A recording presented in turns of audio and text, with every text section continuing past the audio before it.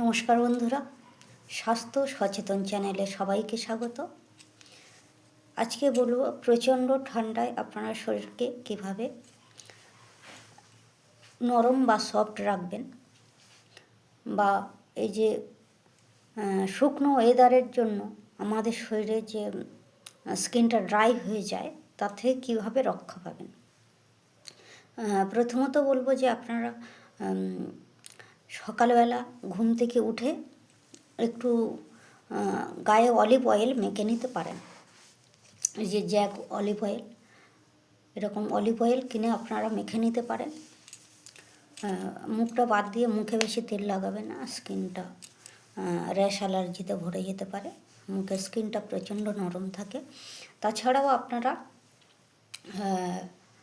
Body lotion use করতে পারেন। Body lotion যেটা হয় সেটা আপনারা কিনে ইউজ করতে পারেন। এছাড়াও বলবো যেটা সবথেকে বেটার, সেটা হলো এই যে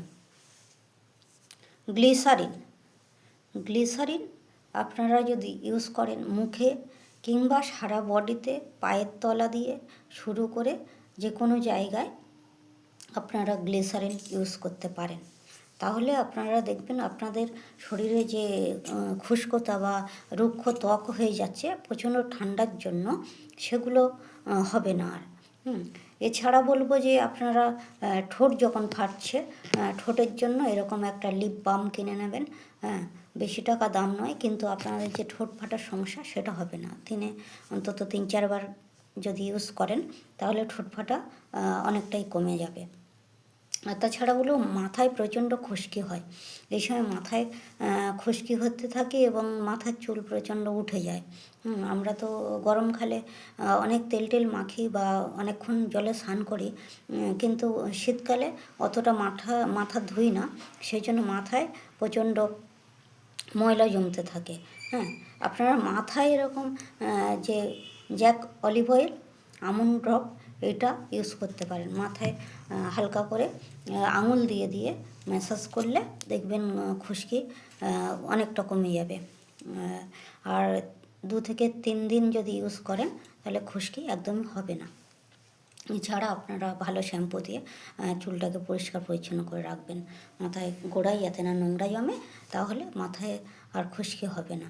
আর অনেকে আছেন যে শীতকালে, মহিলাদের কথা বলছি, যে যারা লিপস্টিক পরেন, আমিও লিপস্টিক পরি, তো লিপস্টিকটা দেখবেন যাতে জেল মেশানো থাকে। জেল মেশানো লিপস্টিক পরলে আপনারা তাহলে ঠোঁটটা ফাটবে না।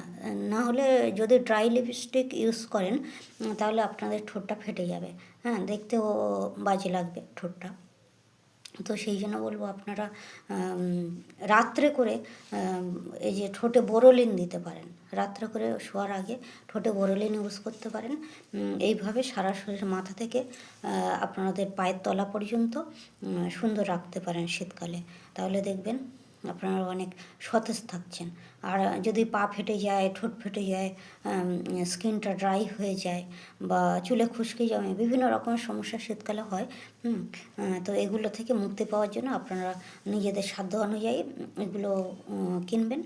যে যেমন পারবেন সাধ্য অনুযায়ী ছোটো বোতলও কিনলে ঠিক আছে, আপনারা ইউজ করতে পারেন ছোটো বোতল কিনে, তাতেও ভালো হবে। শরীরটা মোটামুটি আপনাদের আর্দ্রতা করে রাখার জন্য এগুলো ব্যবহার করবেন, আর কিছু না। তাছাড়াও বলবো বন্ধুরা, যদি নারকেল তেল, যে অরিজিনাল যে নারকেল তেলটা হয়, সেই নারকেল তেলও আপনারা গায়ে মাখতে পারেন। যদি না এগুলো কিনতে পারেন তাহলে যে সাধারণ নারকেল তেল হয়, সেই সাধারণ নারকেল তেলও আপনারা গায়ে মাখতে পারেন।